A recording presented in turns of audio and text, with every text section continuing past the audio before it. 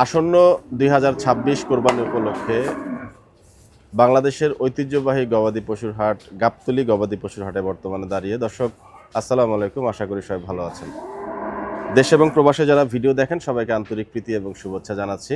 2রা মে শনিবার 2026 অবস্থান করছি আসন্ন 2026 কুরবানি উপলক্ষে যিনি বড় বড় গরুর ঝলক দেখাবেন সেই ডগাটিতে আমাদের অত্যন্ত শ্রদ্ধাভাজন নাসির ভাই। নাসির ভাই আসসালামু আলাইকুম, কেমন আছেন ভাই? আলহামদুলিল্লাহ। আপনার শরীর কেমন ভাই? হ্যাঁ, ভালো ভাই। আচ্ছা, তো প্রথমে জানতে চাচ্ছি আমাদের যে গাবতলী গবাদি পশু হাটের মসজিদের যে বর্তমান কি অবস্থা একটু যদি আমাদের মসজিদ ভাই এখন ঋণ 9 লাখে আছে। আর মোটরের যে বিষয়টা, আজকে মোটর গাড়ছি, জি মোটরে খরচ হবে 1 লক্ষ প্রায় 30-32 হাজার টাকা। তার ভিতরে মোটরের টাকা উঠছে হলো আপনার দ্বারা দিয়ে আছে 91,000 টাকা, মাশাআল্লাহ। আর এদিকে মসজিদে আবার শুক্রবারের দিনে উঠাইছে মোটর বাবুদের 13,400, মোট হলো 1,04,400 টাকা উঠছে মোটরে। তাতে মনে করেন 30,000 টাকা কিংবা 28,000 টাকার মতো শর্ট আছে, এখনো শর্ট আছে। জি জি। আচ্ছা, আমাদের দর্শককে একটু বলে দেই। দর্শক আলহামদুলিল্লাহ মসজিদের কাজ আমি এরই মধ্যে জেনেছি যে উনিও বললেন এরই মধ্যে কিছু টাকা ভিডিওর মাধ্যমে আলহামদুলিল্লাহ এসছে আপনাদের সবার কাছে, এই জন্য কৃতজ্ঞতা জানাই। যে টাকাগুলো এখনও শর্ট আছে, যেহেতু আল্লাহর ঘর এবং সদগায়ে জারিয়াতে আপনারা অংশগ্রহণ করতে যাচ্ছেন, তো আশা করব এই রিমেনিং টাকাগুলো নাসিবের নাম্বারটা, বিকাশ নাম্বারটা দিয়ে দিব, ওই নাম্বারে ফোন করবেন। এটা তো আপনার বিকাশ নাম্বার না, এটা নগদ নাম্বার। নগদ নাম্বার। জি জি। যদি বিকাশে কেউ পেমেন্ট করতে চান এই নাম্বারে ফোন করবেন, ফোন করলে হয়তো উনি অন্য একটা নাম্বার আপনাদেরকে আমাদের দিয়ে দিবেন। ম্যানেজারের নাম্বার আছে বিকাশ। আচ্ছা, তো বাদ বাকি হচ্ছে বললেন যে মসজিদে প্রায় 9 লক্ষ টাকা। 9 লক্ষ ছিল, 14,70,000 শর্ট।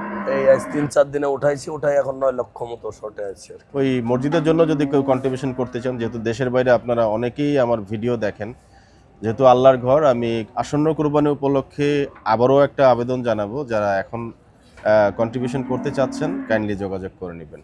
তো যাই হোক, মসজিদের পোর্শন শেষ, একটু আসতে চাই কুরবানি বাজার সম্পর্কে যদি একটু বলতেন, কি অবস্থা এবারে বাজার, কি মনে করছেন ভাই? ভাই বাজারের বিষয়টা হলো, প্রতি বছরে তো এতদিন গরু আমার চলে আসে, আমি আনি।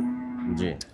এবার আকাশের অবস্থা ভালো না, প্রায় বৃষ্টি হইতেছে এবং কোনো কোনো সময় তাপমাত্রা বাড়তি, গরু আইনি রাখতে পারবো না দেখে আনতেছে না।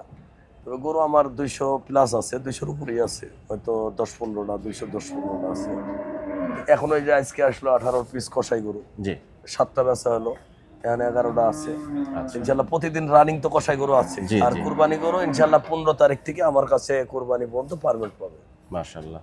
তো এবারের গরু যেগুলো আনছেন কেমন দরদামের মধ্যে থেকে শুরু হবে বা সর্বোচ্চ কত টাকায়? এবার ভাই আমার টার্গেট আছে 1,20,30 থেকে প্রায় 10 লাখ টাকা পর্যন্ত গরু থাকবে। 10 লক্ষ টাকার গরু পাওয়া যাবে। যাক মাশাআল্লাহ।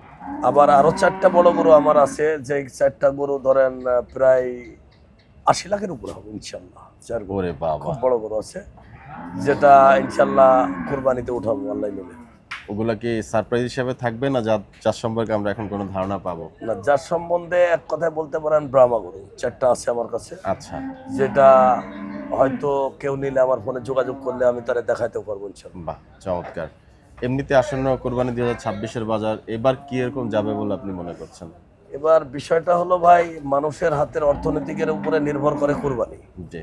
আর পশুর হার যে এত অধিক আছে তা কিন্তু নাই। আর কুরবানির মাপটা আমরা 30 বছর ব্যবসার অভিজ্ঞ বলি, কুরবানি কখনো মাপা যায় না।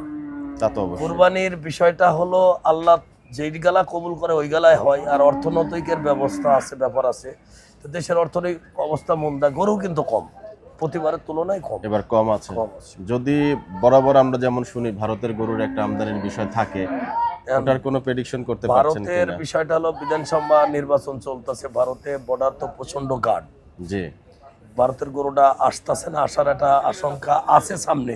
এখন কি হবে বাকিটা আল্লাহ বলতে পারে, সময় বলে দিবে। সময় বলবে, কিন্তু এখন আমরা বলতে পারতেছি। তাহলে মোটামুটি আসন্ন কোরবানিতে এবার গরুর কি কিছুটা সংকট আমরা এখন পর্যন্ত বাজারে ধরে নিতে পারছি কিনা? এখন পর্যন্ত এখন কুরবানি ভাই একটা কথাই বলি যে কতটুক হবে এটা উপর আল্লাহ ভালো জানে, এটা কেউ বলতে পারতো না। আমরা চাই যে কুরবানি জেনে মানুষ দিতে পারে, দামটা সাশ্রয় থাক। আমরা চাই না যে দাম অতিরিক্ত হয়ে যাক, জি। যে একজন কাস্টমার কষ্ট পাবে, কুরবানি দিবে, কিংবা আমরা খুব একটা লাভবান হয়ে যাবে, এরকম বাজার আমার দরকার নেই। মানে কোরবানির কাস্টমার গরু পাবে, আমরা মানে বেশি উঠবো, সবাই যাতে সমতুষ্ট থাকতে পারে। ভাই অনেকেরই একটা রিকোয়েস্ট থাকে যে লাখের নিচে একটা গরু, এবার কি নাসির ভাইয়ের কাছে এরকম কোনো ভাই, কিছু সংখ্যক কি সম্ভব হবে? লাখের নিচে হবে না ভাই, লাখের উপরে যাবে। এত লাখের ছোট উপরে করে এখন যাবে। সব প্রোডাক্ট তো আর আমি রাখতে পারবো না একলাই, আরো আছে ব্যাপারী তারা রাখে। আচ্ছা, সবারই ব্যবসা বাণিজ্য হোক সবারই নাকি? ব্যবসা বাণিজ্য। আচ্ছা, আজকে এই গরুর বাজারের মন আছে কেমন চলছে? এগুলা আপনি বলতে পারেন প্রায় 800-র কাছাকাছি, এগুলা? এইগুলো 800-র কাছাকাছি। ও বাবা, কিন্তু গরুর দাম ভালো বাড়ছে। হ্যাঁ, এইগুলা খাদ্য দ্রব্য দামের উপর গরুর দাম নির্ভর করে। হুম হুম। এই রোজার ঈদের পর থেকে তো এগুলা ওই 750, 850, 800 এর মধ্যেই বেচা কেনা এভাবে চলছে। এইভাবেই চলতেছে।